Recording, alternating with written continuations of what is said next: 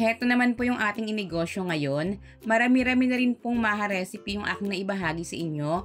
Yung ngayon pong gagawin natin na nakatab, bukod sa napaka-creamy ay firm po na version. Tara na po at mag-umpisa na tayong magluto.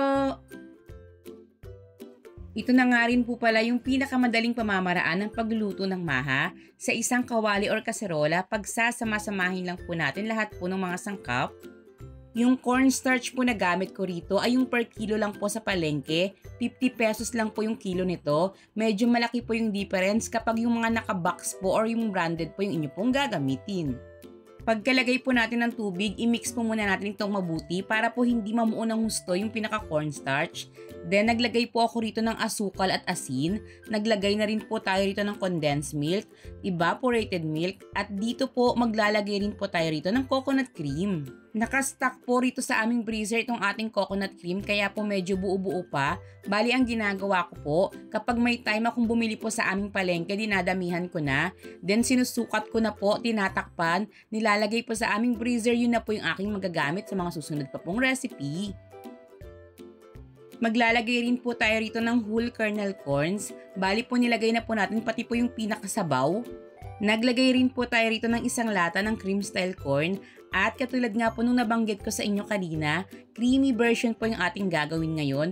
Bukod po sa mga gatas at kakanggata, maglalagay rin po tayo rito ng all-purpose cream. Hahaluin lang po nating mabuti. Then isasalang po natin ito sa ating kalan. Sa una po ang lakas po ng apoy ay high heat. Then, kapag napansin niyo na medyo namumuo na po yung pinakailalim, hihinaan na lang po yung lakas ng apoy sa medium to medium-low heat. Para lamang po sa karagdagan yung idea, pagkasalang pa lang po natin dito, naka-high heat na po tayo. Then, inurasan ko po ito, nakaabot po tayo rito ng 10 minutes bago po nag-i-start pong mamuo yung pinakailalim. Then, hininaan ko na lang po yung lakas ng apoy sa medium-low heat at inurasan ko po uli, umabot naman po tayo ng 6 minutes bago po tuloy na luto itong ating maha. Pero posible pa rin pong magkaroon ng difference yung oras ng ating pagluluto dahil nga po magkakaiba yung ating kalan. Dagdag idea lang din po, dapat ganito na kumukulo na po yung ating mixture bago po natin papatayin yung apoy sa ating kalan. Wala pa naman pong 20 minutes yung ating pagluluto, mula pagkasalang hanggang sa ito po ay tuluyan ng maluto. Make sure po na hindi nyo po ito tinitigilan sa paghahalo para po makinis at maganda po yung pinaka-outcome ng ating pong maha.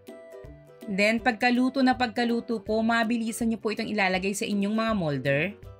Dito po ang gamit ko ay 500 ml na microwavable tubs. Then, 12 pieces po yung nagamit natin. Bawat isa po, tinimbang ko po ito. Yung pinakalaman pa lang po, 445 grams na po.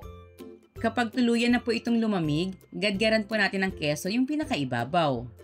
Heto at ready na nga po itong ating creamy maha. Kitang-kita niya naman po kung gaano lang po ito kabilis lutuin. Medyo pricey po yung ginamit natin ritong mga ingredients pero syempre ibang-iba naman po yung lasa kumpara po doon sa mga medyo murang maha nyo lang po na mabibili. Dito po sa version nating ito, bukod sa firm na po yung ating nagawang maha, napaka-creamy at napakasarap po talaga. Yung recipe na hindi po ako sa inyo mapapahiya. Sa pagpipresyo katulad po ng laging binibilin sa inyo ng inyong mommy loves, much better po na mag full costing kayo. Pero syempre dahil malakas po kayo sa akin, dagdag idea po uli na laging hindi nagkukulang sa inyo ang inyong mommy loves sa pagbibigay. Pwede nyo po itong ibenta ng 100 to 130 pesos at ang posible nyo pong kitain ay 500 to 900 pesos. So paano? Hanggang sa muli po nating pagluluto!